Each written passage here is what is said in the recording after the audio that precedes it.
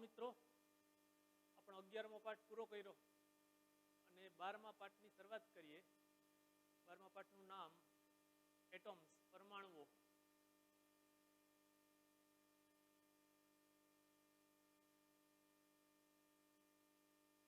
અને એના પછી ભણશું ન્યુક્લિયસ। તો પરમાણુમાં શરૂઆતમાં પ્રસ્તાવનામાં થોડોક વિજ્ઞાનનો વિકાસ થયો, એનો ઇતિહાસ આપ્યો છે, એની થોડી વાતો કરી લઈએ।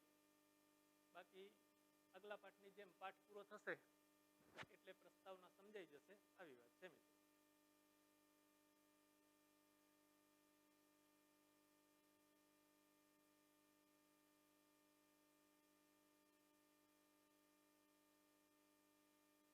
શરૂઆત કરું છું પ્રસ્તાવનામાં થોડી વાતો। જે થોમ્સને 1897માં દર્શાવ્યું હતું, એને વિદ્યુત વિભારના પ્રયોગો કરતા હતા। વિદ્યુત વિભાર એટલે ઇલેક્ટ્રિક ડિસ્ચાર્જ। મિત્રો, આવી રીતે સમજી શકાય એ વાત। ધારો કે એક વિદ્યુત વિભાર નળી છે। વિદ્યુત વિભાર નળી એની અંદર કેથોડ અને એનોડ વચ્ચે વિસ્થિતિમાનનો તફાવત લાગુ પાડી અને ઇલેક્ટ્રોનને પ્રવેગિત કરી શકાય છે। આ એની અંદર જે વાયુના બંધારણનો અભ્યાસ કરવો છે તે વાયુ યોગ્ય દબાણે ભરેલો છે। આને તમે વિદ્યુત વિભાર નળી કહી શકો। મિત્રો, આપણી ટ્યુબલાઇટ પણ એક વિદ્યુત વિભાર નળી છે એમ કહેવાય। એના બે છેડા વચ્ચે પોટેન્શિયલ ડિફરન્સ લાગુ પાડી, એમાંથી વિસ્થિતિમાનનો તફાવત લાગુ પાડી, ઇલેક્ટ્રોનને પ્રવેગિત કરી અને ઇલેક્ટ્રોન ગતિ કરતા કરતા જે વાયુ અંદર ભરેલો છે યોગ્ય દબાણે, એ વાયુના પરમાણુઓ સાથે અથડામણ કરે છે। આ વાતો આપણે આ પાઠમાં આગળ જોઈશું। તો આવા વિદ્યુત વિભારના પ્રયોગ પરથી એને દર્શાવ્યું કે વિવિધ તત્વના પરમાણુઓ ઋણ વીજભારિત ઇલેક્ટ્રોન ધરાવે છે। તત્વોના પરમાણુઓ ઋણ વીજભારિત ઇલેક્ટ્રોન ધરાવે છે, એક વાત। ત્યાં સુધીમાં બીજી વાત નક્કી હતી કે આ પરમાણુઓ વીજભારની દ્રષ્ટિએ તટસ્થ છે। પરમાણુઓ વીજભારની દ્રષ્ટિએ તટસ્થ છે। અને બીજી વાત આજે જે થોમ્સને બતાવી કે આ પરમાણુઓ ઋણ વીજભારિત કણો એની અંદર આવેલા છે। તો એનો અર્થ સીધી વાત છે મિત્રો કે કુલ તટસ્થ છે, ઉપરાંત ઋણ વીજભારિત કણો છે તો ધન વીજભારિત કણો, ઋણ વીજભાર જેટલો જ ધન વીજભાર હોવો જ જોઈએ, હશે જ, કે જેથી આખો પરમાણુ વીજભારની દ્રષ્ટિએ તટસ્થ બની જાય। આખો પરમાણુ વીજભારની દ્રષ્ટિએ તટસ્થ છે એ વિજ્ઞાનને ખબર હતી। પછી થોમ્સનભાઈએ કીધું કે એની અંદર ઋણ વીજભારિત કણો આવેલા છે, તો વ્યવહારિક વાત છે કે ધન વીજભારિત કણો પણ એટલા જ આવેલા હશે। ઓકે, મુખ્ય વાત એ હતી આ પરમાણુઓની અંદર ઋણ વીજભાર અને ધન વીજભાર છે। હાલો, વિજ્ઞાનિક કીધું કે આ છે, સ્વીકાર્યું। હવે વિજ્ઞાન સામે આ ધન વીજભાર અને ઋણ વીજભાર પરમાણુની અંદર કેવી રીતે ગોઠવાયેલા છે? ધન અને ઋણ નામ સ્તર છે। ધન અને ઋણ બાજુ બાજુમાં ઝુમખા છે। ધન અને ઋણ સ્થિર છે, ગતિમાન છે। ગતિમાન છે તો કેવા માર્ગે ગતિ કરે છે? આ બધા જ પ્રશ્નો હતા। પરમાણુનું બંધારણ સમજવા માટે જુદા જુદા વૈજ્ઞાનિકોએ સમયાંતરે પોતપોતાનો વ્યૂ રજૂ કરતા ગયા। પોતે કંઈક પ્રયોગો કર્યા, એના ઉપરથી એને જે તારણ તાર્યું એને આપણે પરમાણુ મોડેલ કહેવાના છે। એમાંનું પહેલું પરમાણુ મોડેલ આપણે આપણી બુક મુજબ ભણવું છે, થોમ્સન મોડેલ। થોમ્સનભાઈએ આટલું કીધું કે પરમાણુ વીજભારની દ્રષ્ટિએ તટસ્થ છે અને એની અંદર ધન વીજભાર ઋણ વીજભાર આવેલા છે। તો સૌ પ્રથમ થોમ્સન મોડેલમાં થોમ્સનભાઈએ એવું કીધું કે આ ધન વીજભાર અને ઋણ વીજભાર આવી રીતે ગોઠવાયેલા છે। એને તરબૂચ મોડેલ કીધું, પ્લમ પુડિંગ મોડેલ। તરબૂચની અંદર પેલો લાલ ગર્ભ ભાગ છે એને આપણે ધન વીજભાર કહીએ, અને એની અંદર આડા અવડા રેન્ડમ ગોઠવાયેલા બીબડા, આ બીને ઋણ વીજભાર કહીએ। એ ભાઈ, તરબૂચ જેવા પરમાણુ છે એમ નથી કહેતો, એના જેવી ગોઠવણી એમ સમજાવવા માટે આ તરબૂચ મોડેલ કીધું। તરબૂચ જેવડા પરમાણુ હોય, વણી વણીને જીકો છો, આ જો પરમાણુ હોય તો આ ધન વીજભાર, આ બધો ધન વીજભાર, અને એની અંદર આ જે આપણે તરબૂચના બી કીધા એ ઇલેક્ટ્રોન ઋણ વીજભાર. સૌ પ્રથમ ઉતાવળ કરોમાં ભાઈ, મને ખબર છે કે તમને ખબર છે કે આ ખોટું છે, પણ આપણે ક્રમમાં કેવી રીતે વિકાસ થતો ગયો એ વાતો જોવી છે. તો આ થોમ્સન મોડેલની આ વીજભારોની ગોઠવણી, અત્યારે આપણું વિજ્ઞાન જે પરમાણુની ગોઠવણી સમજ્યા છે, પરમાણુની અંદર ઋણ વીજભાર ધન વીજભારની ગોઠવણી સમજ્યા છે, સ્વીકારી છે, એના કરતા તદ્દન અલગ વાત હતી. આ વાત ઘણા બધા પ્રશ્નોના જવાબ આપી શકતા નથી. ઇવન ત્યારે પણ થોડા જ સમયમાં આ મોડેલ માન્ય નથી એવું સાબિત થઈ ગયું હતું, સિદ્ધ થઈ ગયું હતું. પરમાણુની ગોઠવણી, પરમાણુ એના ઉપર પરમાણુને સમજવા માટેના જે પ્રયોગો થયા એ આ પ્રકારનું મોડેલ સમજાવી શક્યું નહીં. એ શું કામ નિષ્ફળ નીવડ્યું એ હમણાં આપણે નાની નાની બે વાત લેવાના છીએ. હવે આ વાત તમને મને ખબર છે, વિદ્યુત ચુંબકીય તરંગો કોઈ પણ પદાર્થ પોતાના તાપમાન અનુસાર પોતાનામાંથી સતત વિદ્યુત ચુંબકીય તરંગોનું ઉત્સર્જન કરે છે. આવું આપણે 11મા ધોરણમાં ભણ્યા હતા. કોઈ પણ પદાર્થ હોય પછી એ પોતાના તાપમાન પ્રમાણે પોતાનામાંથી જુદી જુદી તરંગ લંબાઈ વાળા વિકિરણોનું ઉત્સર્જન કરે છે. હવે એમાં આપણે જરા બે ભાગ પાડીએ કે ઘટ એટલે વધુ ઘનતા વાળા પ્રવાહી અને ઘન પદાર્થ, એ જ રીતે વધુ ઘનતા વાળો વાયુ, એને આપણે ઘટ દ્રવ્ય કહીએ. તો આવા ઘટ દ્રવ્ય દરેક તાપમાને નિશ્ચિત તરંગ લંબાઈઓનું સતત વિતરણ, તરંગ લંબાઈઓનું સતત વિતરણ, એ તીવ્રતાઓ અલગ અલગ છે, આવું સતત વિતરણ પોતાનામાંથી ઉત્સર્જન કરે છે. મિત્રો બે શબ્દો સમજી લઈએ, સતત વિતરણ અને અસતત વિતરણ. આગળ મેં કીધું તું સતત અસતત શબ્દ સમજવા માટે આ ઉદાહરણ સરસ મજાનું છે. પ્લાન્કે પણ આવું કીધેલું. પાણીનો નળ તમે પૂરેપૂરી ચકલી ખોલી નાખો તો એમાંથી પાણીનું જે ઉત્સર્જન થાય છે એ સતત ઉત્સર્જન. એના બદલે ત્યારે આપણે આ ફોટોન માટે વાત લીધી હતી, અત્યારે મારે સતત અસતત શબ્દ સમજાવવા માટે આ વાત કહી શકું.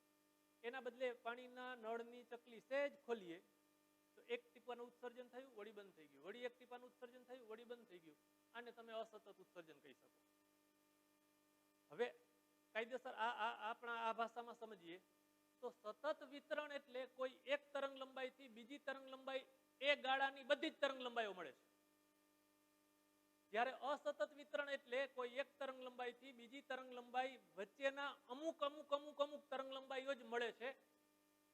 આ મેં લીટી બતાવી છે મિત્રો, એ તરંગ લંબાઈ છે. આવી રીતે સમજવું છે. ધારો કે આ એક્સ અક્ષ કહું, અહીંયા કંઈક સ્કેલિંગ કરેલું છે, આપણે યોગ્ય માપક્રમ લખ્યો છે, તો કંઈક તરંગ લંબાઈ અહીં હશે, કંઈક તરંગ લંબાઈ અહીં હશે, કંઈક મૂલ્ય. પણ અહીં નથી. જુઓ, આ લીટી છે એ એમ બતાવે છે કે આટલા મૂલ્યની તરંગ લંબાઈ છે, આટલા મૂલ્યની તરંગ લંબાઈ છે, આટલા મૂલ્યની તરંગ લંબાઈ છે, પણ આ મૂલ્યની તરંગ લંબાઈ નથી. આને અસતત કહેવાય. એના બદલે તમે સીધો જ પરમાણુ વર્ણપટ લઈ લ્યો. ધારો કે મેઘધનુષ્ય, તો કોઈ એક તરંગ લંબાઈથી બીજી તરંગ લંબાઈ સુધીની બધી જ તરંગ લંબાઈઓ એમાં હાજર છે. એને સતત વિતરણ કહેવાય અને આ અસતત વિતરણ કહેવાય. આપણી આ વાત સમજવા માટે આ શબ્દો તમને કામ લાગશે. અણુ પરમાણુઓના દોલનોને કારણે સતત વિતરણ, એને આપણે એમ કીધું કે આ તરંગ લંબાઈઓ જુદી જુદી, એની તીવ્રતાઓ જુદી જુદી હશે.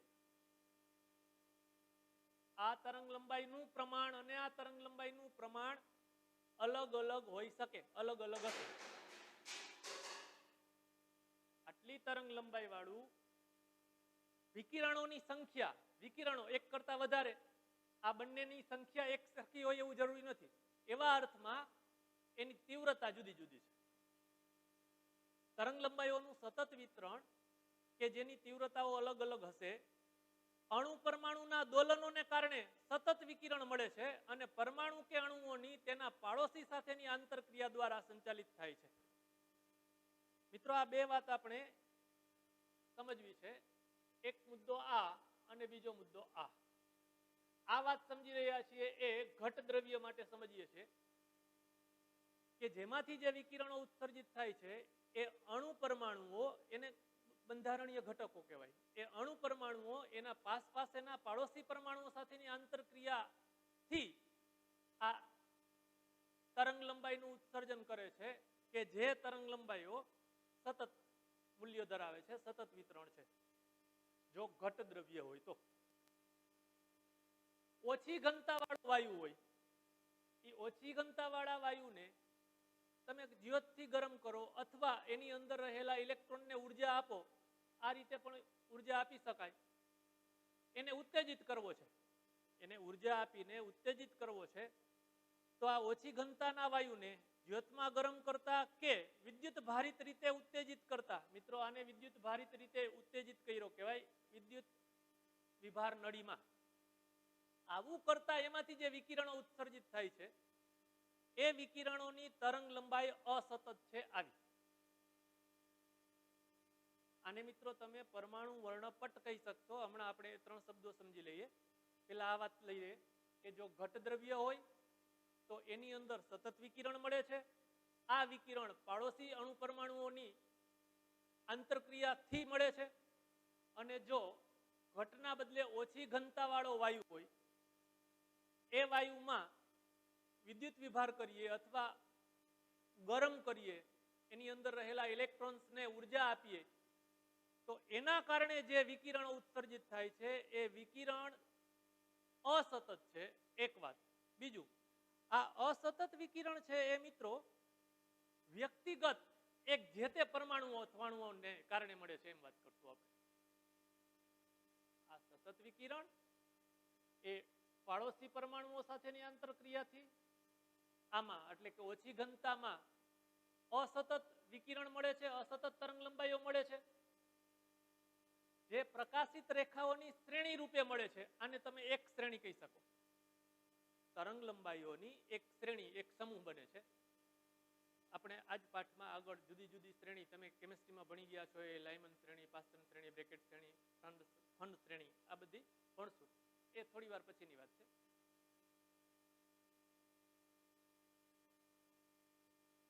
19મી સદીના પ્રારંભમાં એમ પણ પ્રસ્થાપિત થયું હતું કે દરેક તત્વ સાથે વિકિરણનો લાક્ષણિક વર્ણપટ સંકળાયેલ છે.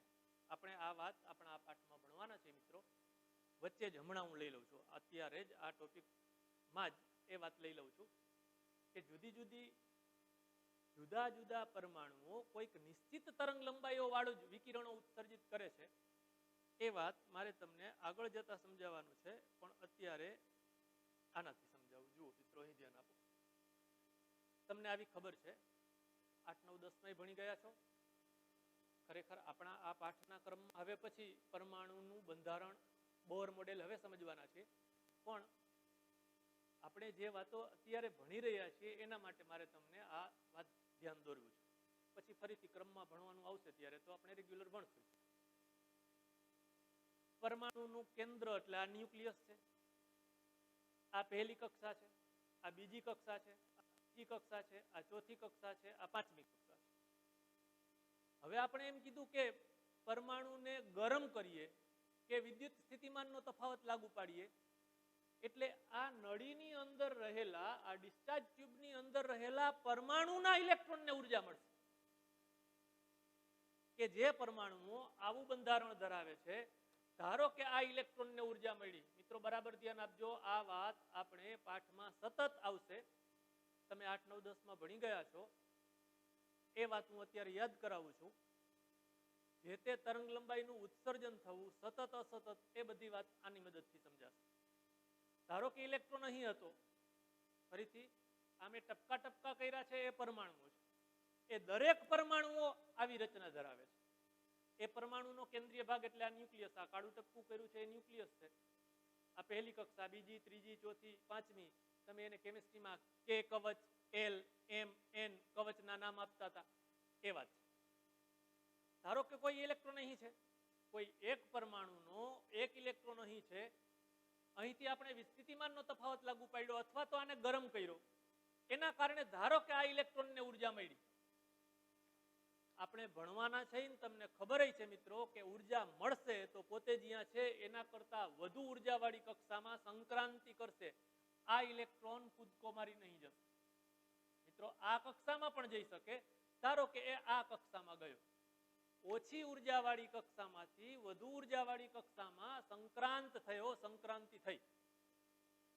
પણ એના માટે આ ઇલેક્ટ્રોન માટે આ મામાનું ઘર છે, અહીંયા કઈ કાયમી ન રોકાવાય. પોતે અત્યારે ઉર્જાનું શોષણ કર્યું એટલે ઓછી ઉર્જામાંથી વધુ ઉર્જામાં સંક્રાંતિ થયો. હવે તરત એટલે મામાના ઘરે તો આપણે એક બે દી રોકાતા હોય, પણ આ ઇલેક્ટ્રોન એના મામાના ઘરે બહુ ઓછો સમય 10⁻⁸, 10⁻⁹ સેકન્ડ આટલા સૂક્ષ્મ સમય માટે જ રોકાશે અને તરત પાછો ફરીથી પોતાની મૂળ કક્ષામાં સંક્રાંતિ કરશે. આ ઇલેક્ટ્રોન પાછો હતો ત્યાં આવી જશે. જોજો મિત્રો, આ શોષણ અને ઉત્સર્જન સમજવું છે. અહીં એને ઉર્જાનું શોષણ કર્યું અને અહીં ઉર્જાનું ઉત્સર્જન કર્યું. આપણે આ વાત આ જ પાઠમાં ભણવાના છે, પણ મારે એની પહેલા જરૂર પડવાની છે એટલે અત્યારે આ ધ્યાન દોરું છું. મિત્રો ફરીથી એકવાર બીજું ઉદાહરણથી સમજીએ. ધારો કે આ ઇલેક્ટ્રોનને ઉર્જા મળી, આ ઇલેક્ટ્રોન ઉત્તેજિત થઈ નહીં ગયો. અત્યારે ઇલેક્ટ્રોનને ઉર્જાનું શોષણ કર્યું હશે એટલે ઓછી ઉર્જામાંથી વધુ ઉર્જામાં ગયો. હવે આ વધુ ઉર્જામાં વધુ સમય ટકશે નહીં. એની મૂળ કક્ષા આ હતી, અહીં પહોંચ્યો, અહીં વધુ સમય ટકશે નહીં. એટલે શું થશે મિત્રો? ફરીથી ઉર્જાનું ઉત્સર્જન કરશે. અહીં ઉર્જાનું શોષણ કરીને વધુ ઉર્જામાં ગયો, હવે ઉર્જાનું ઉત્સર્જન કરીને ફરીથી પાછો આવશે. એ પાછો આવવામાં મિત્રો આવું થઈ શકે અને આવું પણ થઈ શકે.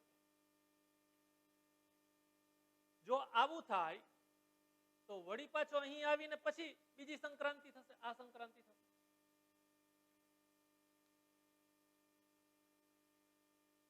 વારે વારે કહું છું મિત્રો, આ વાત આપણે આપણા આ જ પાઠમાં સવિસ્તર ભણવાના છે. અત્યારે મારે જેટલું જોઈ છે એટલું ઉપર છેલ્લું સમજાવું છું. હવે આ જુદી જુદી શ્રેણીઓની વાત કરી છે મિત્રો, એ શું કર્યું છે આમાં તીર બતાવે છે. જુઓ, જુદી જુદી કક્ષામાં થી n બરાબર 1 માં આવતો હોય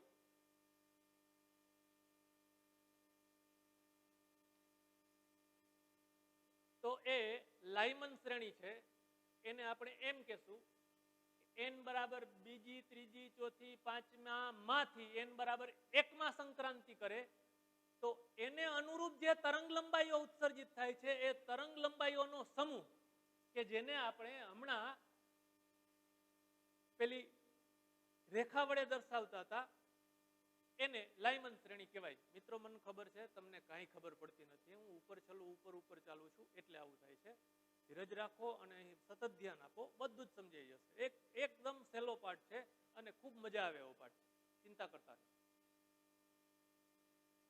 હા મિત્રો જુઓ, આની અહીં જે મેં ડિસ્ચાર્જ ટ્યુબ દોરી છે એ ડિસ્ચાર્જ ટ્યુબ આ છે, એમાંથી પ્રકાશ ઉત્સર્જિત થાય છે. એ સ્પેક્ટ્રોમીટરની મદદથી પ્રિઝમમાંથી નીકળતો પ્રકાશ અવલોકન કરવામાં આવે છે. આ સ્લિટ છે, સ્લિટમાંથી નીકળેલો પ્રકાશ પ્રિઝમ પર આપાત થયો અને પ્રિઝમના કારણે જે સલાકાઓ રચાશે એ અહીં પડદા પર, આપણી આંખ હોય તો આપણી આંખ પર રચાશે. એ જુદી જુદી તરંગ લંબાઈઓ આ રીતે ગણી શકાય. હજી કહું, ચિંતા કરતા નહીં. હું મૂળ વાત અહીં કહેતો હતો, અહીંથી ઉત્તેજિત થઈને અહીં ગયો, વળી ઉત્સર્જન કરીને પાછો અહીં આવ્યો.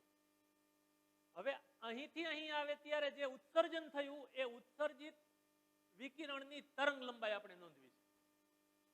એવી જ રીતે જો આની વાત કરીએ તો અહીંથી અહીં ગયો, પછી ધારો કે એ અહીંથી અહીં આવ્યો અને પછી અહીં આવ્યો તો તમને દેખાવું જોઈએ કે એક વિકિરણ આ ઉત્સર્જિત થશે અને એક વિકિરણ આ ઉત્સર્જિત થશે. એ બંનેની તરંગ લંબાઈ ધારો કે λ1 λ2 છે. હવે મારે તમને 3 શબ્દો સમજાવવા છે: વર્ણપટ રેખા, વર્ણપટ શ્રેણી અને પરમાણુ વર્ણપટ.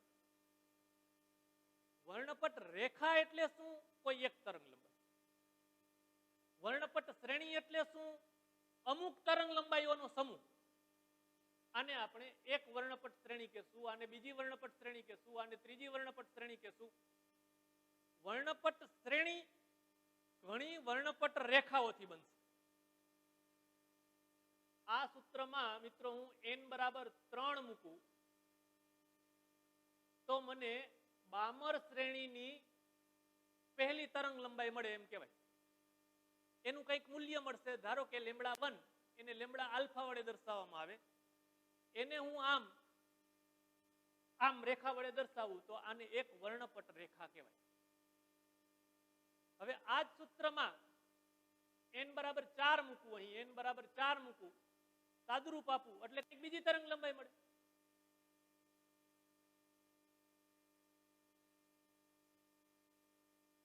ધારો કે અહીં મેં આમ બતાવી આ તરંગ લંબાઈ, એને બીજી વર્ણપટ રેખા કહેવાય.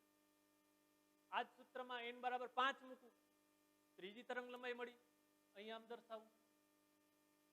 આ બધી વર્ણપટ રેખાઓ છે મિત્રો. આ વર્ણપટ રેખાઓ ભેગી થાય તો એક વર્ણપટ શ્રેણી તૈયાર થાય. આ એક આખી વર્ણપટ શ્રેણી છે, આ બીજી વર્ણપટ શ્રેણી છે, આ ત્રીજી વર્ણપટ શ્રેણી છે. અને આ બધી વર્ણપટ શ્રેણીઓને એક સાથે ભેગા કરી દઈએ એટલે પરમાણુનો વર્ણપટ બને.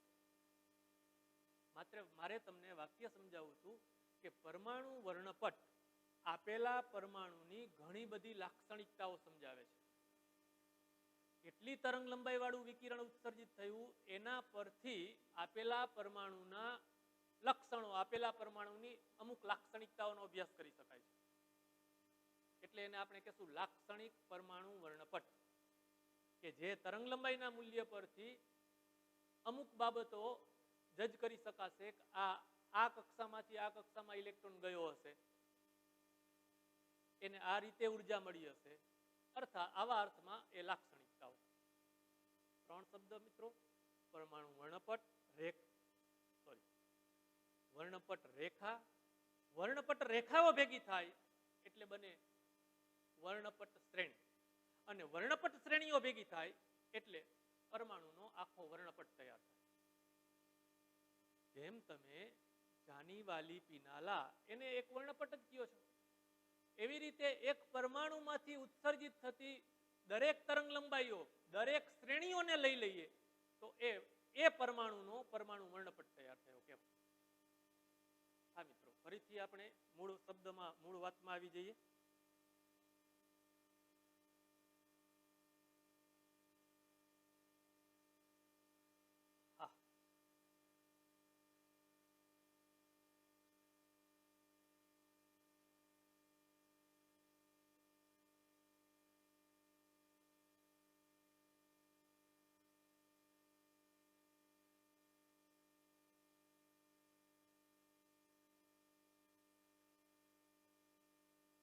હજી એકવાર કહી દઉં મિત્રો, આ એક સ્લાઇડ, આ એક પેજમાં ન સમજાય તો ચિંતા કરતા નહીં, આગળનું ભણશું એટલે આ બધું જ સમજાઈ જશે.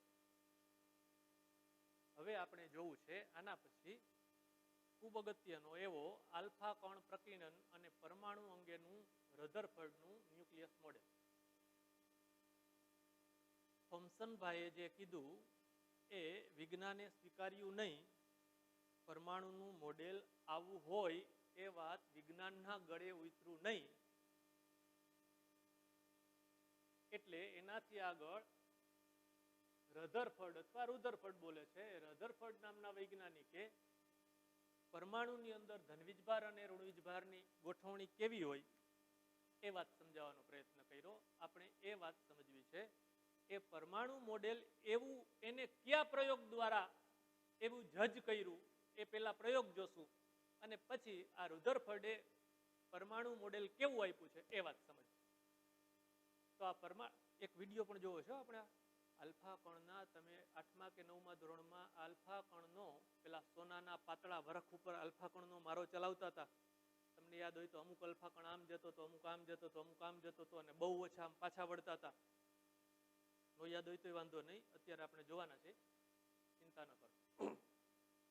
અને આલ્ફા કણનું પ્રકીર્ણન કહેવાય કે આ સોનાની પાતળું વરખ, સોનાનું પાતળું વરખ, એના ઉપર આલ્ફા કણોનો મારો ચલાવશું, એના પ્રયોગનું પરિણામ આપણે જોશું, અને એ પરિણામ પરથી એને જે તારણ આપ્યું એને આપણે રધરફર્ડનું પરમાણુ મોડેલ કહેશું.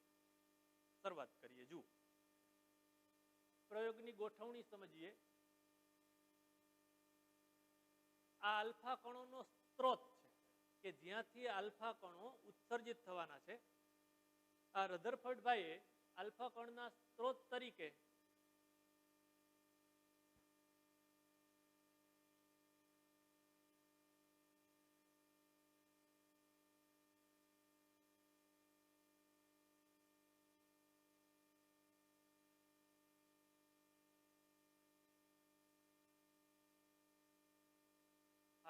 મારે તમને આગળની વાત પહેલા આ સમજી લઈએ.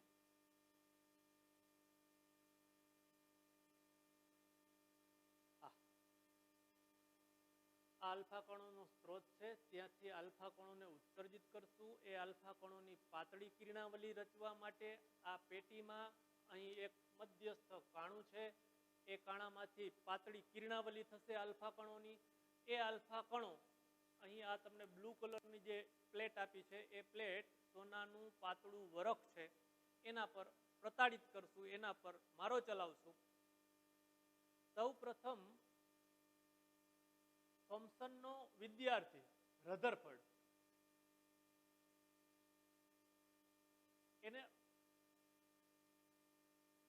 થોમ્સનનો સંશોધી વિદ્યાર્થી એટલે રધરફર્ડ છે એ થોમ્સનના વિદ્યાર્થી હતા.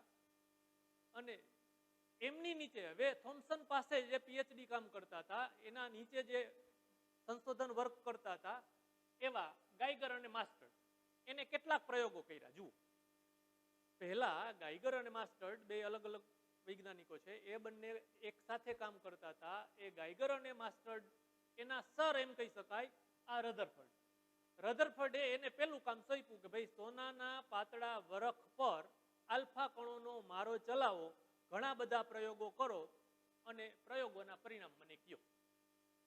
એટલે પહેલું પ્રાથમિક પરિણામ આવું હતું મિત્રો કે આ સોનાની પાતળી વરખ એના ઉપર થોડાક આલ્ફા કણો આપાત કર્યા તો થોડા આલ્ફા કણો ફોહરા નીકળી જતા હતા. પણ આ પ્રયોગ દરમિયાન જ એને માર્ક કર્યું આ ગાઈગર અને માસ્ટર્ડે કે આ આલ્ફા કણો સંપૂર્ણ રીતે સીધે સીધા જવાના બદલે અમુક આલ્ફા કણો પોતાના મૂળ માર્ગમાંથી ચલિત થતા હતા. હું આવું કંઈક કહું છું મિત્રો કે આ સોનાની પાતળું વરખ છે એના ઉપર આપાત કરેલ આલ્ફા કણ છે. આલ્ફા કણને તમે ઓળખો છો, ન ઓળખતા હો તો યાદ કરી લઈએ. આલ્ફા કણ એટલે હિલિયમ ન્યુક્લિયસ કે જે બે પ્રોટોન અને બે ન્યુટ્રોનનો સમૂહ છે. આલ્ફા કણ એટલે હિલિયમ ન્યુક્લિયસ, હિલિયમ પરમાણુ નથી બોલતો, હિલિયમ ન્યુક્લિયસ કે જે બે પ્રોટોન અને બે ન્યુટ્રોનનો સમૂહ છે. એટલે એમ કહી શકાય કે આ આલ્ફા કણ ધન વીજભારિત છે. એનો વીજભાર બે પ્રોટોન જેટલો, એની અંદર બે પ્રોટોન છે એટલે 2e જેટલો. આવા આલ્ફા કણો અહીંથી આના પર આ પ્લેટ પર અથડાવ્યા એટલે પહેલું પરિણામ આવું કે આલ્ફા કણ આમ સીધા નીકળી ગયા.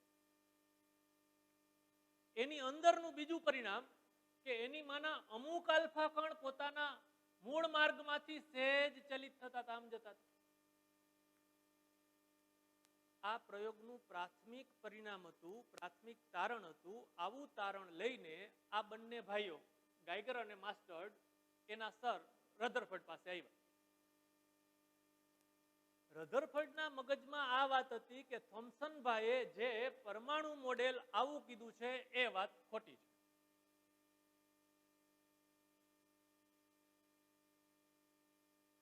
તરબૂચ જેવું. રધરફર્ડે એમ કીધું કે થોમ્સનનું આ મોડેલ છે એ ખોટું છે, એ એમ માનતા હતા. હવે આ જે સૂક્ષ્મ અમુકને બહુ ઓછાને આ જે વિચલન મળ્યું એના પરથી એને મનમાં કંઈક એમ થયું કે સાલું આ ખોટું છે તો સાચું શું છે, એના તરફ એને એક ઝબકારો થયો મનમાં. એટલે ફરીથી એને આ ગાઈગર અને માસ્ટર્ડને આગળનું કામ આપ્યું કે હજી આ પ્રયોગ રિપીટ કરો અને આ પોતાના મૂળ માર્ગમાંથી આ વિચલન મોટામાં મોટું વિચલન કેટલું થાય છે એ ગોતી કાઢો. આ બંને ભાઈએ ગાઈગર અને માસ્ટર્ડે આવા બહુ મોટી સંખ્યામાં પ્રયોગો કર્યો મિત્રો. એને ઘણી મોટી સંખ્યામાં પ્રયોગ કર્યા. એના પરિણામ સ્વરૂપ એક પરિણામ એને એવું જોવા મળ્યું. શરૂઆતમાં આલ્ફા કણો 1 2 3 4 5 એમ આલ્ફા કણો એક પછી એક પ્રતાડિત કરતા ગયા, મારો ચલાવતા ગયા. તો એમાંના ઝાઝા ભાગના આલ્ફા કણ પોતાના મૂળ માર્ગે જ ચાલ્યા જતા હતા. હમણાં એક આપણે એનિમેશન જોવું છે, એમાં આ વાત બહુ સરસ સમજાવી છે. બહુ ઓછા, થોડુંક ચલન થયું.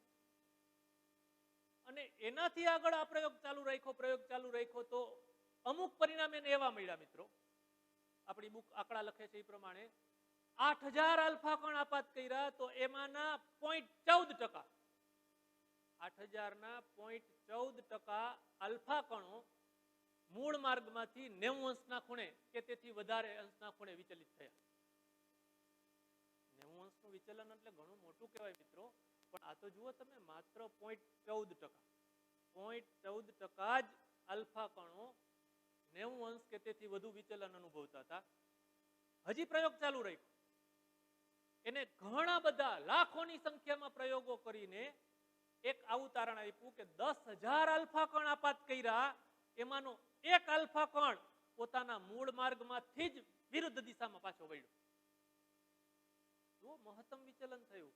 એના સર રધરફર્ડે આ બંનેને, ગાયગર અને માસ્ટર્ડને કામ આપ્યું હતું કે તમે મોટામાં મોટું વિચલન કેટલું મેળવી શકો છો. 180 નું વિચલન મળે છે, આ જુઓ જોઈએ, ચકાસો જોઈએ. તો એને બહુ ઓછા એટલે 10,000 આલ્ફા કણ આપાત કર્યા ત્યારે એમાંનો એક, ગણતા નહીં હો પાછો, 1 2 3 4 10,000મો એમ નહીં મિત્રો, સરેરાશ ઘણા બધા પ્રયોગો કર્યા, એમાંનું એને તારણ આપ્યું કે આશરે 10,000 જેટલા આલ્ફા કણો આપાત કરો તો એમાંથી એક 180 અંશના ખૂણે વિચલન પામીને પાછો આવે છે. મિત્રો આ પરિણામ પરથી રધરફર્ડના મગજમાં આખી વાત ગોઠવાઈ ગઈ કે પરમાણુ આવો ન જ હોવો જોઈએ. જો આવો જ હોત તો બધા જ આલ્ફા કણો સુરેખ માર્ગે સીધા જ ચાલ્યા જાત. પણ પ્રાથમિક તારણમાં જે આ થોડુંક વિચલન થયું હતું એના ઉપરથી જ એને નક્કી કરી લીધું હતું કે આવું તો નથી જ. થોમ્સનની આ વાત તો ખોટી જ છે, તો કેવું છે એ નક્કી કરવા માટે એને આગળના પ્રયોગો કર્યા, ઘણા પ્રયોગો કર્યા. એ પ્રયોગમાંથી એને એક એવું પરિણામ મળ્યું, અંતિમ પરિણામ એવું મળ્યું કે ઘણા બધા આલ્ફા કણોમાંથી બહુ ઓછાનું 180 અંશના ખૂણે પાછું વળે છે, વિચલન થાય છે. આવી અથડામણને આપણે હમણાં જ હેડ ઓન અથડામણ કહેશું. એની પહેલા આ વાત પ્રાયોગિક રચના ફરીથી એકવાર જોઈ લઈએ. હા મિત્રો, આ આલ્ફા કણોનો સ્ત્રોત છે કે જે રેડિયો એક્ટિવ દ્રવ્ય બિસ્મથ છે, 83 પરમાણુ ક્રમાંક અને 214 પરમાણુ દળાંક છે. એવા બિસ્મથમાંથી આલ્ફા કણો ઉત્સર્જિત થાય છે. એ આલ્ફા કણોને 5.5 મિલિયન ઇલેક્ટ્રોન વોલ્ટ જેટલી ઉર્જાથી 5.5 મિલિયન ઇલેક્ટ્રોન વોલ્ટ જેટલી ઉર્જાથી આ સોનાના વરખ પર પ્રતાડિત કર્યા. તમને એમ થાય કે સોનાનું વરખ લેવાનું કોઈ કારણ ખરું? સોનાની પ્લેટ લીધી હોત તો ચાલત, ચાંદીની પ્લેટ લીધી હોત તો ચાલત, સમજી લઈએ. પ્લેટના બદલે વરખ એટલે લીધું છે મિત્રો કે આ જે આલ્ફા કણ અથડાય એ એક જ પરમાણુ સાથે અથડાય અને બહાર નીકળી જાય એવું કરવા માટે. સમજો, એને જો પ્લેટ લીધી હોત મિત્રો તો એમાં પરમાણુઓ આમ હારબદ્ધ ઘણા બધા પરમાણુ આવી જાય. હવે આવા પરમાણુઓનો સમૂહ છે, એના ઉપર જો આલ્ફા કણ આપાત કર્યો હોત તો પછી એ આલ્ફા કણ પર કયા પરમાણુએ શું અસર કરી એ તો દેખાશે નહીં, ખબર નહીં પડે. એટલે આમ પ્લેટ લેવાના બદલે એને એવો પ્રયત્ન કર્યો કે આ પાતળામાં પાતળું પ્લેટ વરખ કે જેમાં ધારો કે આમ ગોઠવાયેલા છે આ સોનાના પરમાણુઓ હું અત્યારે દોરી રહ્યો છું. હવે આના ઉપર જ્યારે આલ્ફા કણ આપાત કરશે ત્યારે જોઈ શકાય કે કોઈ એક જ પરમાણુ સાથે એની આંતરક્રિયા થશે, એની અથડામણ થશે. એટલે ખૂબ પાતળું 2.1 × 10⁻⁷ મીટર એટલી જાડાઈ, ખૂબ જ ઓછી 10⁻⁷ મીટરના ક્રમની વરખ, એ પાતળા વરખ પર મારો ચલાવ્યો અને એના પરિણામ નોંધ્યા. હા મિત્રો, જુઓ આ જ વાત અહીં બતાવી છે. આ આલ્ફા કણોનો સ્ત્રોત એટલે આ બિસ્મથ છે. અહીં જે આ કાણું છે એ આ સીસાના બ્લોક વડે બનેલું છે કે જે આલ્ફા કણોની પાતળી કિરણાવલી રચે. એ કિરણાવલી આ વરખ એટલે આ વરખ એના પર આપાત થયું. આપાત થઈને આલ્ફા કણ કઈ દિશામાં જાય છે? ફરીથી કહું, આલ્ફા કણ કઈ ટેનિસ બોલ જેવડો નથી કે આપણે દેખાય કે જાય એ જાય, જો જાય જો જાય, કે માખી મચ્છર જેવો નથી કે દેખાય. ભલે ઇલેક્ટ્રોન કરતા મોટો ભારે, પણ છે. એને ડિટેક્ટ કરવા માટે આ એક વર્તુળાકાર સ્કેલ, આ અત્યારે હું આંગળી ફેરવું છું એના પર આ ડિટેક્ટર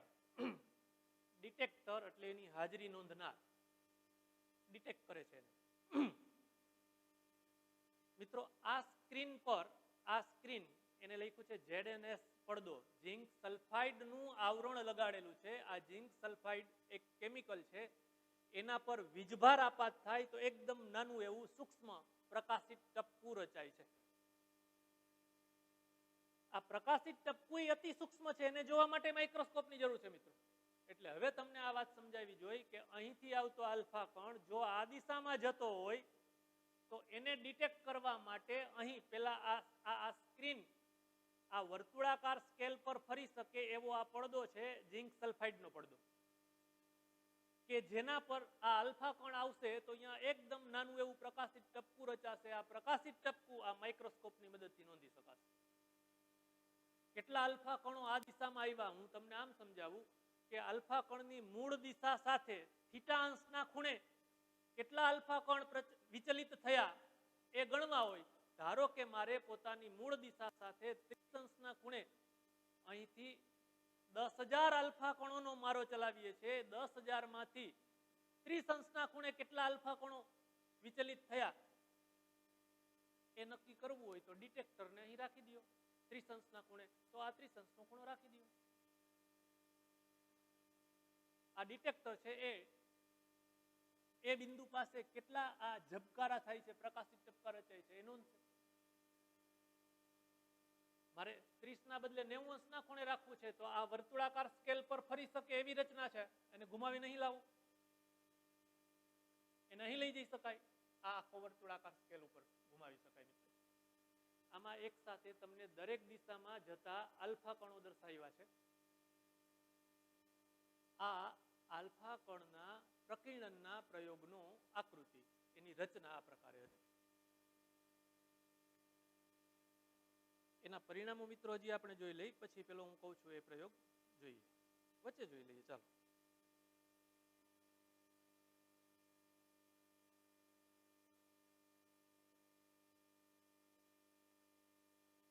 આપણી સામે તો યાદ કરી લઈએ. પ્લમ પુડિંગ મોડેલ આ રીતે બતાવ્યું હતું. આ વચ્ચે જે વ્હાઇટ ટેપકા છે મિત્રો એ ઋણ વીજભાર છે અને આ રેડ ભાગ છે એ બધો ધન વીજભાર છે. થોમ્સનભાઈએ આવું કીધું. આપણે અત્યારે ભણવું છે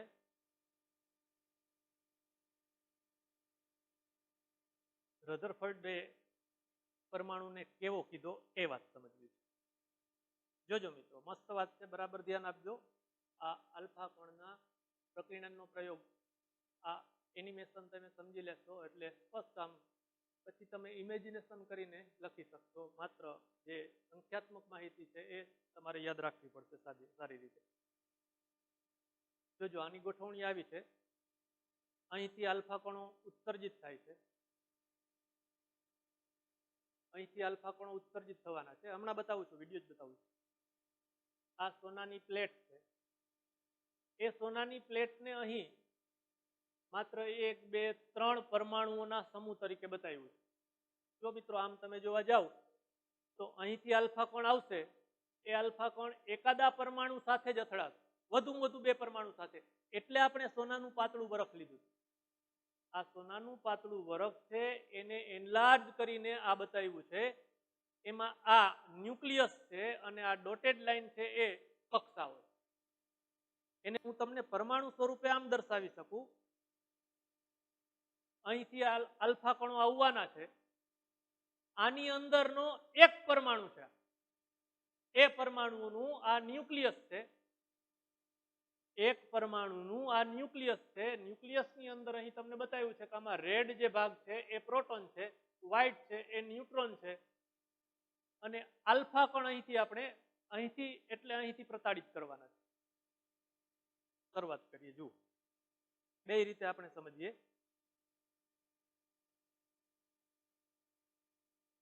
જુઓ, આ નીચેથી જે ઝુમખા આવે છે એ આલ્ફા કણ છે. એ આલ્ફા કણ તમે જોઈ શકો છો અહીંથી આવતો આલ્ફા કોણ આમ આમ આમ ચલિત થયો, અહીંથી જતો આલ્ફા કોણ બહુ ઓછો ચલિત થાય છે. બરાબર ધ્યાન આપજો. હજી બીજું એનિમેશન બતાવું છું, એમાં આ વાત તમને પાક્કું સમજાશે. આમ સમજીએ, જુઓ નીચેથી જે ટપકા આવી રહ્યા છે એ આલ્ફા કોણ છે. તમને એમ થવું જોઈએ આમથી આવે છે ક્યાંથી, તો મિત્રો એ આના વાત તમે આગળ વધારો તો બીજા પરમાણુઓ સાથેની અથડામણ હશે ને.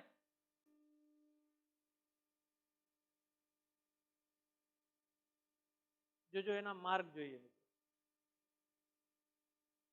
આમાં તમને પાક્કો આઈડિયા આવશે કે આલ્ફા કોણ જતા જતા જતા જતા વિચલન અનુભવે છે. જોજો કોઈ એક આલ્ફાને હું આંગળીથી બતાવું, ધારો કે અહીંથી નીકળતો આ આલ્ફા કોણ પોતાના માર્ગમાંથી સહેજ વિચલન થયું. જોજો અહીંથી આવતા આલ્ફા કોણ આ માર્ગે જાય છે, પોતાના મૂળ માર્ગમાંથી ચલન અહીં બતાવે છે.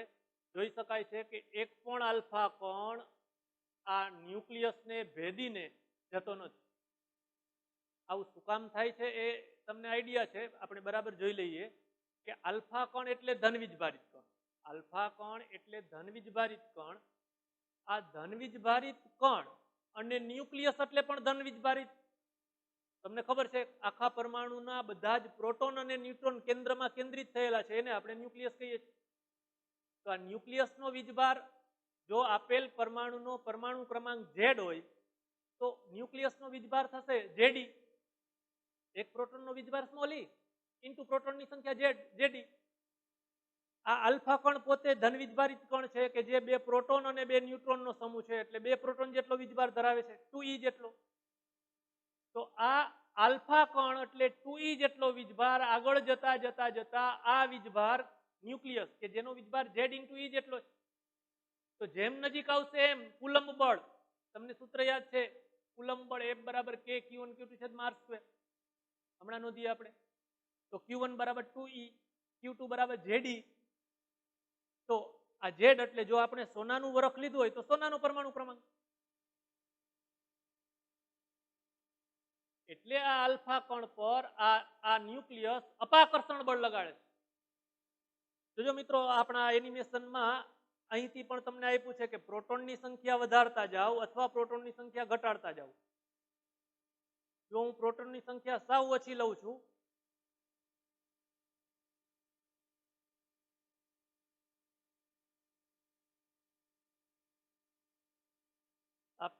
સપોઝ આપેલ પરમાણુમાં પ્રોટોન 20 છે અને એને અનુરૂપ ન્યુટ્રોનની સંખ્યા આપણે ખાલી સમજવા માટે રાખું છું મિત્રો કે આ પ્રોટોનની સંખ્યા ઘટાડશું.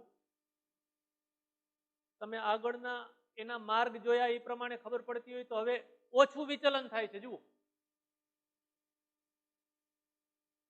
સમજાય છે મિત્રો.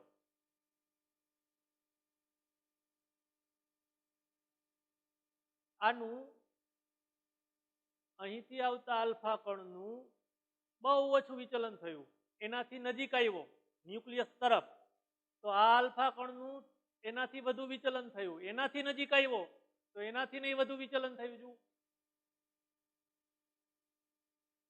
આના વાત તમે ફરીથી આ અત્યારે હું બતાવું છું એ માત્ર એક પરમાણુના એક ન્યુક્લિયસ થી એનું કઈ રિએક્શન આપે છે, અને આ આખો પરમાણુ બતાવું એમાં આ ટપકું એક પરમાણુનો ન્યુક્લિયસ છે.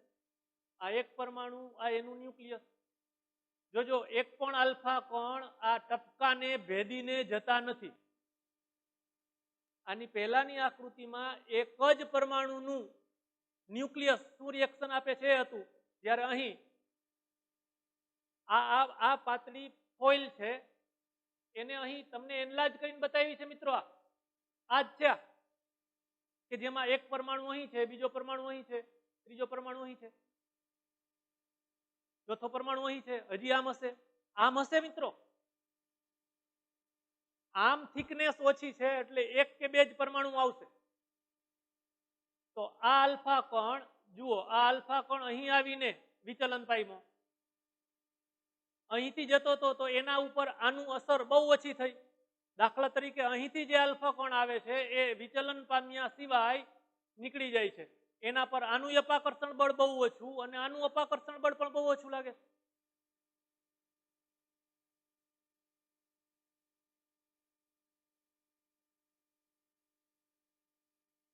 મિત્રો આ જે પ્રયોગના પરિણામો મળ્યા એનું જે તારણ છે ત્યાં રધરફર્ડની હોશિયારી દેખાય છે કે જે તરબૂચ જેવું પરમાણુ મોડેલ છે એવું થોમ્સનભાઈએ કીધું હતું એ વાત ખોટી છે.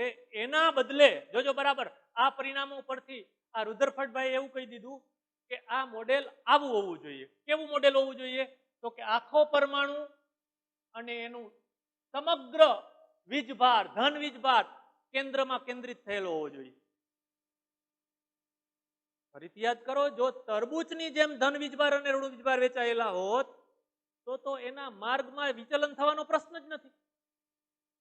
વિચલન તો થયું, 180 અંશનું વિચલન મેળવ્યું મિત્રો.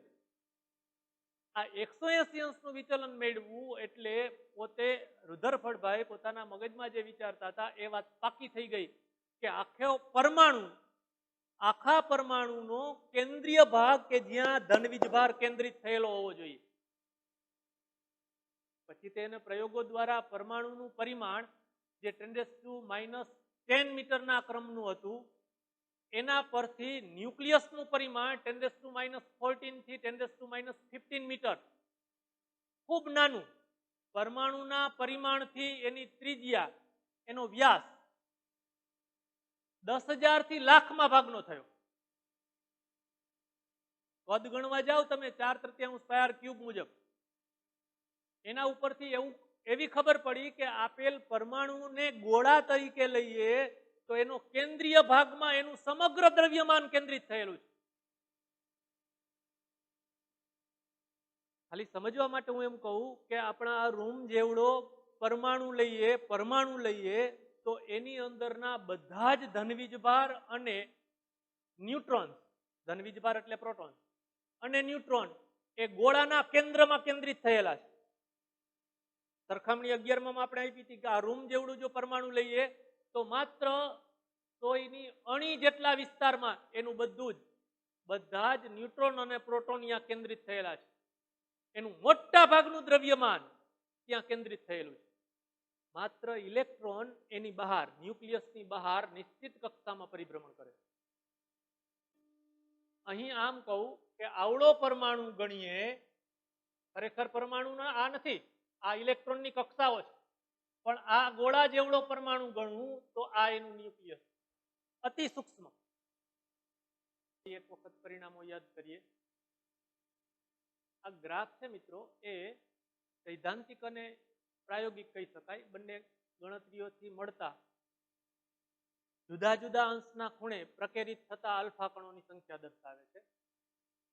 અહીં છે એ ખૂણો બતાવે છે, પ્રકીર્ણન કોણ કહીએ એક્સ અક્ષ ઉપર, અને વાય અક્ષ ઉપર જે તે દિશામાં પ્રકીર્ણિત થતા આલ્ફા કણોની સંખ્યા છે. હું તમને ઉદાહરણ માટે એમ સમજાવું કે 20 અંશના ખૂણે 10,000 આલ્ફા કણ આપાત કર્યા તો એમાંથી કેટલા આલ્ફા કણો 20 અંશના ખૂણે પ્રકીર્ણિત થયા? તો અહીંથી આમ જાઓ, આટલા. સમજાય મિત્રો? આ ટપકા છે, એ ટપકાઓ છે એ પ્રાયોગિક મૂલ્યો દર્શાવે છે. અને પ્રયોગ કર્યા પહેલા કેટલા આલ્ફા કણો કેટલા અંશના ખૂણે જશે એની સૈદ્ધાંતિક ગણતરી કરી હતી. આ સળંગ વક્ર છે એ સૈદ્ધાંતિક ગણતરીથી મળેલા મૂલ્યો દર્શાવે છે. જો મિત્રો બંને ખૂબ નજીકના છે, પ્રાયોગિક અને સૈદ્ધાંતિક બંને મૂલ્યો ખૂબ નજીકના છે, અને આવું હોય ત્યારે પ્રાયોગિક અને સૈદ્ધાંતિક મૂલ્યો નજીકના હોય ત્યારે આપેલ પ્રયોગ સાચો છે એમ વિજ્ઞાનમાં સ્વીકારવામાં આવે. આપેલ પરિણામ. ફરીથી આ આંકડા જરા જોઈ લઈએ મિત્રો. ઘણા આલ્ફા કણો સીધા જ પસાર થાય છે. મોટા ભાગના આલ્ફા કણો જે પોતાનો મૂળ માર્ગ હતો એ જ માર્ગે આગળ વધે છે. ફક્ત 0.14% 1 અંશ કરતા વધારે પ્રકીર્ણન પામે છે. અહીં કદાચ હું કંઈક ખોટું બોલતો હતો મિત્રો, 0.14% 90 અંશનું બોલી જતો હતો. સુધાર લેજો જરા. 0.14% 1 અંશ કરતા વધારે અંશના ખૂણે પ્રકીર્ણન પામે છે. 1 અંશ કરતા વધારે માત્ર 0.14%. એવું ને એવું 8000 માં 90 અંશથી વધુ 1 નું વિચલન થાય છે. 10,000 માં 180 અંશનું વિચલન મળતું હોય એવું 10,001 10,000 આલ્ફા કોણો પ્રતાડિત કર્યા, એમાંનું કોઈ એક પરિણામ એવું મળ્યું કે જે માર્ગે જતો હતો એ જ માર્ગે પાછો વળ્યો, એવું પરિણામ મળ્યું. આવા પરિણામોએ એમ કીધું મિત્રો કે જો આ પરમાણુ હોય તો આમ જ હોવું જોઈએ કે જે બધો ધનવીજ ભાર હોય તો આ આલ્ફા કણ અમુક અંતર સુધી જશે અને પછી પાછો વળશે. આલ્ફા ધનવીજ ભારિત કણ, આ ન્યુક્લિયસ ધનવીજ ભારિત કણ, જેમ એકબીજાથી નજીક આવશે એમ તમને મને ખબર છે આ સૂત્ર પ્રમાણે અપાકર્ષણ બળ વધતું જશે. આલ્ફા કણની ઉર્જા આપણે આપી છે એ પ્રમાણે અમુક અંતર સુધી જઈ શકશે, પછી એનો વેગ શૂન્ય થઈ જશે, ગતિ ઉર્જા શૂન્ય થઈ જશે અને પછી અપાકર્ષણ બળના ભોગે વિરુદ્ધ દિશામાં ગતિ કરશે. હજી એકવાર સમજીએ મિત્રો કે આવો આલ્ફા કણ જો આપાત કર્યો હોત તો એ લગભગ વિચલન પામ્યા સિવાય નીકળી જાત. આવો આલ્ફા કણ તો એ પોતે પોતાના મૂળ માર્ગે જ પાછો વળત. આવો આલ્ફા કણ તો એ અહીં પહોંચ્યો એટલે આ ધનવીજ ભારનું ધનવીજ ભાર પર અપાકર્ષણના કારણે આમ વિચલિત થયું. અહીં તમને બીજા 2-3 શબ્દો સમજવા છે મિત્રો. એક ડિસ્ટન્સ ઓફ પોસેટ એપ્રોચ અને ઇમ્પેક્ટ પેરામીટર. આવા 2 શબ્દો સમજવા છે. જોઈએ. આ ન્યુક્લિયસ છે, આ એના માટે હું આને સંદર્ભ રેખા એમ કહું સમજાવવા માટે. ફરીથી આલ્ફા કણ આમ સોસરવો જતો નથી, માત્ર સંદર્ભ દર્શાવવા માટે દર્શાવ્યો છે. એક આલ્ફા કણનો માર્ગ આ છે કે જે ધારો કે અહીં પહોંચીને પાછો વળે છે, એટલે અહીં આમ અને આમ બંને તીર બતાવ્યા છે. એક આલ્ફા કણનો માર્ગ આ છે કે જે આમ વિચલન પામે છે. એના પછીનો એક આલ્ફા કણનું આ છે. જોઈ શકાય છે આ બંનેમાં આનું વિચલન વધુ છે, આનું વિચલન ઓછું છે.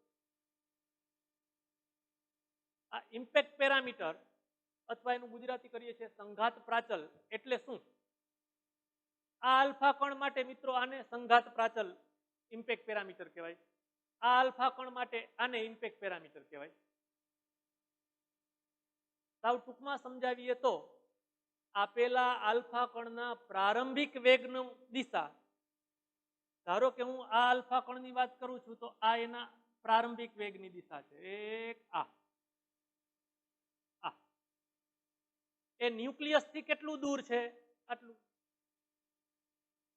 આપેલા આલ્ફા કણના પ્રારંભિક વેગની દિશા વેગ સદિશ ન્યુક્લિયસ થી જે અંતર છે આ અંતર, આમ લેતા નહીં ભાઈ, આ અંતર બીજા અંતર, એને ઇમ્પેક્ટ પેરામીટર કહેવાય. તો સમજાશે કે આ આલ્ફા કણ માટે ઇમ્પેક્ટ પેરામીટર આટલું થાય. આ 1 નંબરના આલ્ફા કણ માટે ઇમ્પેક્ટ પેરામીટર 0 થશે. અને ડિસ્ટન્સ ઓફ પોસેટ એપ્રોચ એટલે શું? આપેલા ન્યુક્લિયસ પર આલ્ફા કણ બરાબર આમ મધ્યમાં આવે છે, આવે છે, આવે છે, આવે છે, આવે છે. એમ જેમ નજીક આવે છે એમ ઉર્જા ઘટતી જાય છે. ધારો કે અહીં પહોંચ્યો અને વેગ શૂન્ય થઈ ગયો અને પછી વિરુદ્ધ દિશામાં પાછો વળ્યો, તો આપેલા ન્યુક્લિયસના કેન્દ્રથી વધુમાં વધુ નજીક કેટલે જઈ શકે છે એ અંતરને ડિસ્ટન્સ ઓફ પોસેટ એપ્રોચ કહેવાય. એ અંતરને ડિસ્ટન્સ ઓફ પોસેટ એપ્રોચ એવું કહેવાય.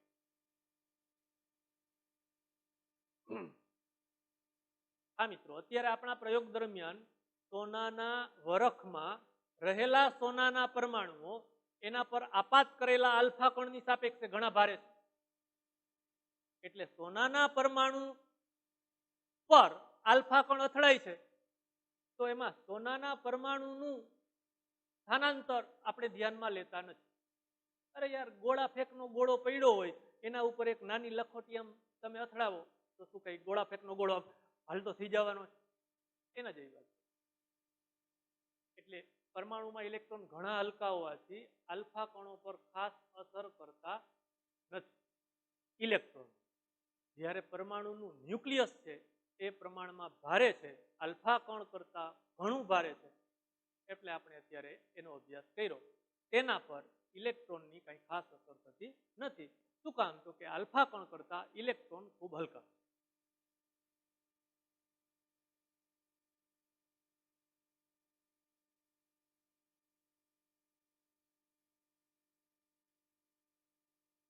મિત્રો તે પછી આપણા ક્રમમાં આવે છે ઉદાહરણ 1 અને 2 જોઈ લઈએ.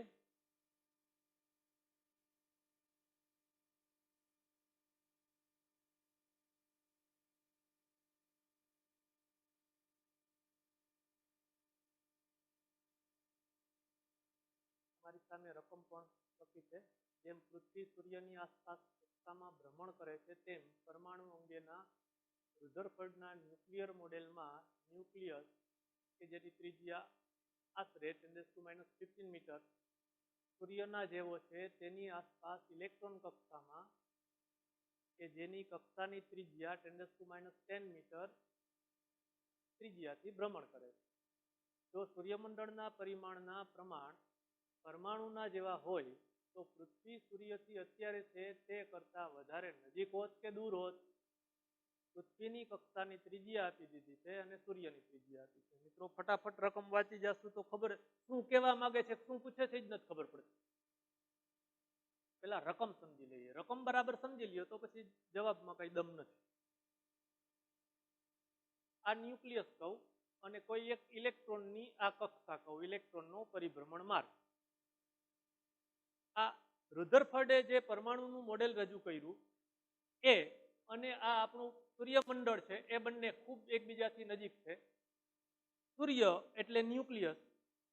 પરમાણુમાં ન્યુક્લિયસ એ આ સૂર્યમંડળનો સૂર્ય છે. એની આજુબાજુ નિશ્ચિત કક્ષામાં પરિભ્રમણ કરતા ઇલેક્ટ્રોન્સ એટલે જુદા જુદા ગ્રહો છે. એટલે આ ગ્રહોની ગતિ અને ઇલેક્ટ્રોનની ગતિ એકબીજા સાથે સાંકળવી છે. ન્યુક્લિયસ અને સૂર્યને એકબીજા સાથે સાંકળવા છે.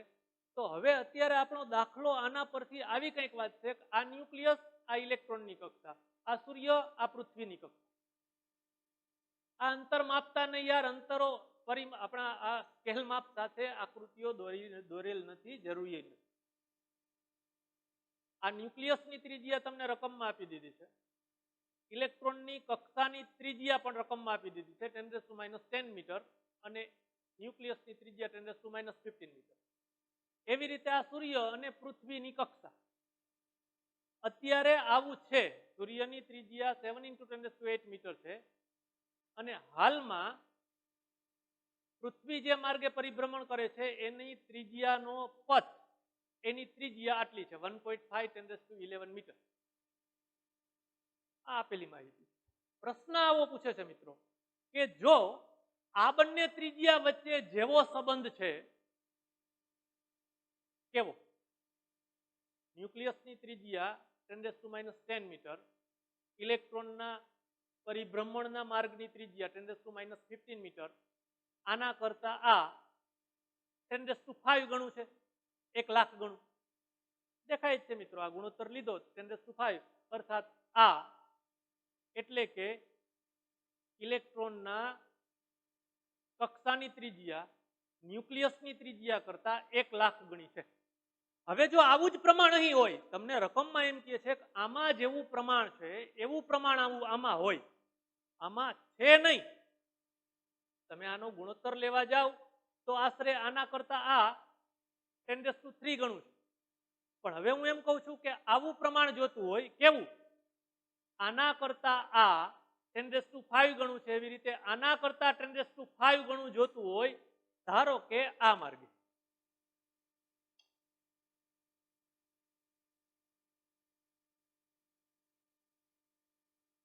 બીજી પૃથ્વી નથી ભાઈ. આને હું નવી સંજ્ઞા આપું છું R+.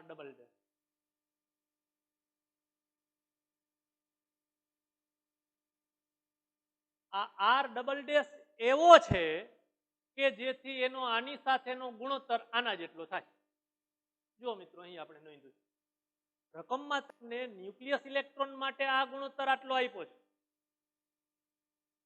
અને એટલો જ ગુણોત્તર સૂર્ય પૃથ્વી માટે જોઈ છે.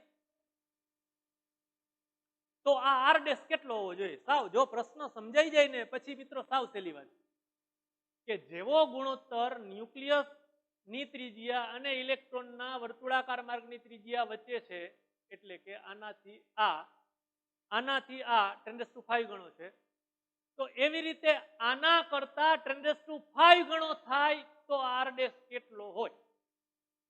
તો R double dash divide by capital R equal to 10⁵. દાખલો પૂરો થયો. આર તમને આપ્યો છે, આર ડબલ ડેશ મળ્યું 7 × 10⁻13 મીટર.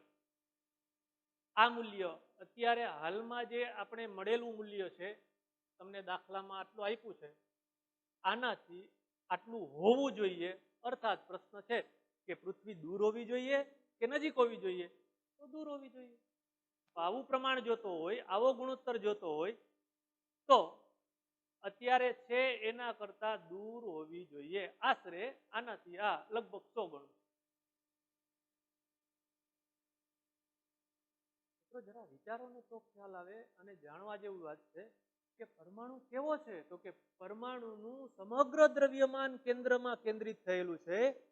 એની આજુબાજુ ઇલેક્ટ્રોન જે તે કક્ષામાં પરિભ્રમણ કરે છે, પણ આ બધું દ્રવ્યમાન અને ધનવીજભાર કેન્દ્રિત થયેલું છે. તે પછી અવકાશ,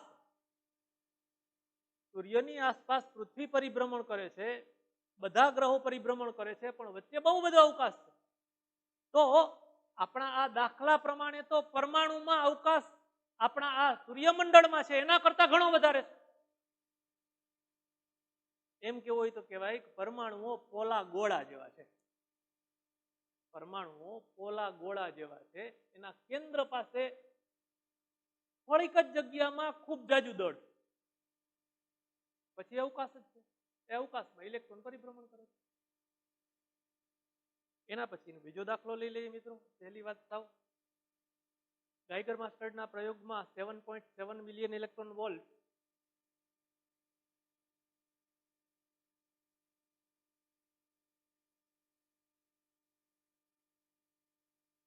એટલી ઉર્જા સાથે આલ્ફા કણ કણિક સ્થિર બનીને તેની દિશા ઉલટાવે તે અગાઉ ન્યુક્લિયસનું તેનું નજીકતમ અંતર કેટલું હશે?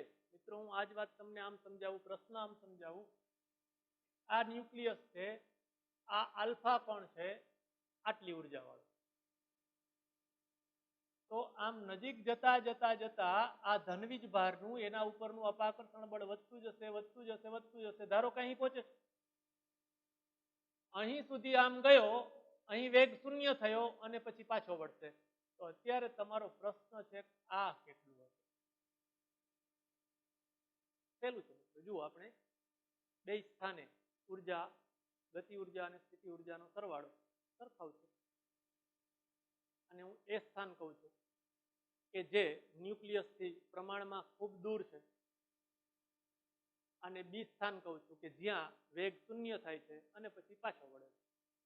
આને આપણે થિયરીમાં હેડ ઓન અથડામણ પણ કીધી. બરાબર ન્યુક્લિયસની વચ્ચે જ આમ આવતો હોય એવા અથડામણને હેડ ઓન અથડામણ કહેશું. હા મિત્રો, તો આ સ્થાને એના પાસે રકમમાં આપેલ માહિતી મુજબ 7.7 મિલિયન ઇલેક્ટ્રોન વોલ્ટ જેટલી ઉર્જા છે. એ સ્થાને કે 0 અથવા એ બિંદુ પાસે એની ઉર્જા, ગતિ ઉર્જા અહીં હોય ત્યારે એની સ્થિતિ ઉર્જા 0 છે. એટલે કે એ આપણે રકમમાં આપેલું છે એ 7.7 મિલિયન ઇલેક્ટ્રોન વોલ્ટ. એ સ્થાને સ્થિતિ ઉર્જા 0. બી સ્થાને પહોંચે ત્યારે ગતિ ઉર્જા 0 થઈ જાય છે, વેગ 0 થઈ જાય છે, પછી પાછો વળે છે. એટલે બી સ્થાને ગતિ ઉર્જા 0. બી સ્થાને પહોંચે ત્યારે એની સ્થિતિ ઉર્જા, આ બે વીજભારોનું તંત્ર થયું. Q1 Q2 કહું તો K Q1 Q2 છેદમાં R. ભૂલથી R સ્ક્વેર કરી દેતા નહીં, બળ નથી, સ્થિતિ ઉર્જા છે.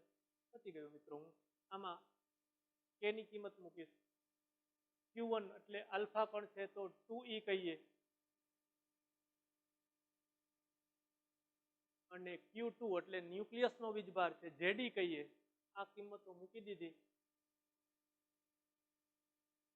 તો R0 ને કરતા બનાવી દીધા. અહીંથી R0 બરાબર K Q1 Q2 છેદમાં K0. K0 રકમમાં આપ્યું છે મિત્રો, મિલિયન ઇલેક્ટ્રોન વોલ્ટમાં આપ્યા હતા. મિલિયનના 10⁶ વડે ગુણ્યા, ઇલેક્ટ્રોન વોલ્ટના જૂલ કર્યા. એ જ રીતે 2 EE એનો સ્ક્વેર અને પરમાણુ ક્રમાંક 79 K ની કિંમત મૂકી દીધી. આ K 9 × 10⁹ તો તમને મળશે મિત્રો distance of closest approach 29.55 × 10⁻15 metre. હા મિત્રો, આપણે જે થિયરી ભણ્યા એના પરથી તમને આ સ્વાધ્યાયનો પહેલો દાખલો બરાબર સમજાશે. જોજો, એમાં મારે કંઈ ખાસ કહેવા જેવું રહેતું નથી. બીજો દાખલો છે. ધારો કે તમને આલ્ફા કણ પ્રકીર્ણનનો પ્રયોગ સુવર્ણના એટલે કે સોનાના વરખને સ્થાને ઘન હાઇડ્રોજન વાપરીને કરવાની તક આપવામાં આવે છે. હાઇડ્રોજન 14 કેલ્વિનથી નીચા તાપમાને ઘન હોય છે. એવો આપણે પ્રયોગ કરીએ છીએ. તેમાં કેવા પરિણામો મળશે? હમણાં આપણે જોયું મિત્રો કે ગોળા ફેંકના ગોળા પર લખોટી અથડાવીએ તો એમાં ગોળા ફેંકના ગોળાને તમે સ્થિર લઈ શકો છો. આપણે જે ભણ્યા એમાં સોનાના પરમાણુ પર આલ્ફા કણનો મારો ચલાવતા હતા. આલ્ફા કણ કરતા સોનાનો પરમાણુ ખૂબ ભારે છે. હા, પરમાણુઓના ઇલેક્ટ્રોન આલ્ફા કણ કરતા હલકા છે. આવી વાત આપણે નોંધી હતી. હવે જો આ સોનાના પરમાણુના બદલે આપણે હાઇડ્રોજનનો પરમાણુ લઈએ કે જે બચાડો આ આલ્ફા કણ એના ઉપર જે અથડાવાના છે એના કરતા પોતે જ પાતળો છે, પોતાનું જ દળ ઓછું છે, હાઇડ્રોજનના પરમાણુનું દળ. તો આ આલ્ફા કણ સોનાના પરમાણુ પર આલ્ફા કણ અથડાવતા હતા એના સ્થાને આ હાઇડ્રોજનના પરમાણુ પર આલ્ફા કણ અથડાવશું તો વ્યવહારિક વાત છે કે આલ્ફા કણ પોતે જ ચલિત થઈ જશે, આલ્ફા કણ પોતે જ ગતિમાં આવી જશે. એ બંનેના દળ સરખાવીને આપણે કહી શકીએ કે આલ્ફા કણ સોનાના પરમાણુ પરથી પાછો વળતો હતો. ગોળા ફેંકનો ગોળો હોય એના ઉપર લખોટી અથડાવો તો પાછી આવે. એનાથી ઊંધું આપણે એમ કહીએ કે પ્રમાણમાં ખૂબ હલકો, ધારો કે એક હવાનો પાતળો છોકરાઓના રમકડાનો નાનો એવો પાતળા પ્લાસ્ટિકનો ગોળો છે, એની સાથે તમે ટેનિસ બોલ અથડાવો તો શું થશે? કઈ ટેનિસ બોલ અથડાઈને પાછો નહીં આવે, હેડ ઓન અથડામણ નહીં થાય, હેડ ઓન સંઘાત નહીં થાય. એટલે તમારી ભાષામાં પ્રકીર્ણન પામતા આલ્ફા કણનું દળ હાઇડ્રોજન પરમાણુના ન્યુક્લિયસના દળ કરતા વધારે છે. એટલે હેડ ઓન સંઘાતમાં તે પાછો ફેંકાશે નહીં, પણ હાઇડ્રોજન પરમાણુમાંથી તેના માર્ગમાંથી વિચલન થયા સિવાય પસાર થઈ જશે. આ એવી ઘટના છે કે સ્થિર પડેલા ટેનિસ બોલ સાથે ફૂટબોલ અથડાય છે. ઓકે મિત્રો, અત્યારે આપણે અહીં રાખશું.